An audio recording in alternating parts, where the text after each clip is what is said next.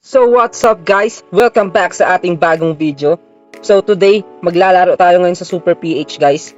Dito guys, magmi-meter base tayo. So gamit tong meter natin guys, ipo-prove natin na palo pa rin dito sa Super PH. So, madami na nagko-comment na goods pa rin daw yung Super PH ba? Nagtatanong sila sa akin. Oo boss, panalo pa rin sa Super PH. So maglalaro tayo ngayon guys. Magde-deposit tayo ng 200 pesos lang. So pag naging 500, out na tayo agad. So ito nga naispatan ko guys, yung Fortune Gems 2. So maglalaro tayo guys sa Super PH, Fortune Gems 2. So alam nyo naman paano gamitin yung meter, madali lang naman guys, di ba? Basta naka-arrow down, tapos pula. Nasa below 30% guys, panalo yan siya, tapos pulang-pula yung side, kita nyo yan guys. Basta ganyan guys, arrow down, below 30%, tsaka pulang-pula.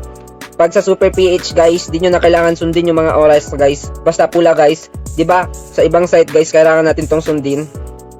Pero sa Super PH guys, dito guys, palong-palo talaga guys. No need nyo na sundin yung oras guys ha. Basta sa Super PH lang kayo maglalaro.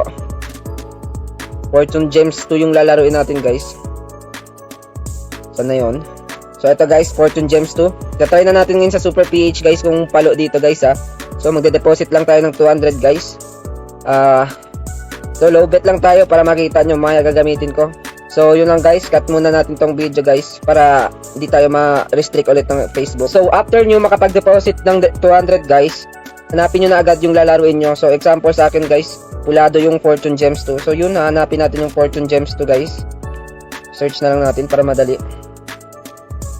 Hindi ako makapag-search Fortune Gems 2. Eto guys. So yun, Fortune Gems 2 tayo guys ha. Mag-start ako ng 5 pesos bet guys kasi pulang-pula yun guys, 5 peso.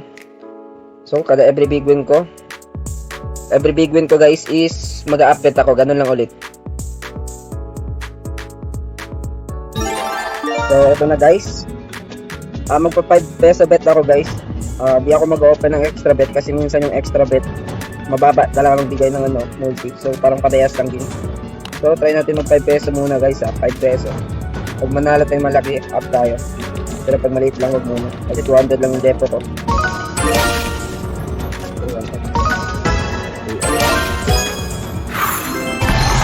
Ano guys, so nagbidig yun agad. Intro. Kalakihin muna natin. Siguro pag naging 300 up. Pwede tayo mag-upload.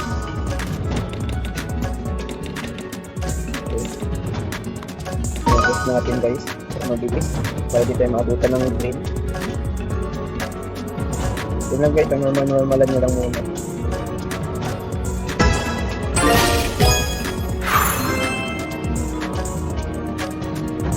Kala nyo. Okay.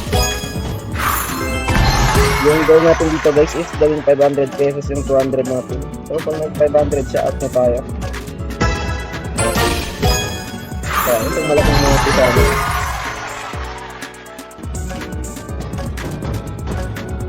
Okay, Will. Bilis na Will, ah. Yun. 100 guys, oh. Okay, just peso tayo guys. Update tayo. Nasa 300 na. Ilang chill nyo lang pag ano. Oh! Ang laki nun guys! Oh! Dami pag may isang red pa na ano, baldo sana, oh. Okay, siguro okay na to guys. Sige, spin muna natin yung 80 guys ha. Try natin 20-20. Pag manalo pa tong 80 natin. Okay, wala na guys. Contento. Yan, ay 500. Goods na guys. Good na talaga guys. Kasi yan yung usapan natin. So, 300. Matic goods na talaga sa akin. So, ganun lang guys ha. Makontento tayo sa panalo guys. Kahit maliit. Basta makontento tayo guys. Pag malaki deposit nyo, malaki din panalo nyo guys. Yan lang guys, wag lang kayo magde-deposit ng 50 o 100. Mahirap talaga manalo guys, yung sabi ko sa inyo. Up bet guys, ay up bet kayo, dapat malaki bet nyo guys. Tsaka 200 or mas good pag 500 yung deposit nyo guys. Kasi madaming chances ng spin. So ganun guys, good luck sa laro nyo. Sundin nyo lang maalit yung meter natin. Again, dito lang sa Super PH gumagana yung meter natin na hindi nyo na kailangan tignan yung mga oras guys, yung system natin. So yun, good luck guys. Sana manalo kayo. See you sa ating next video guys.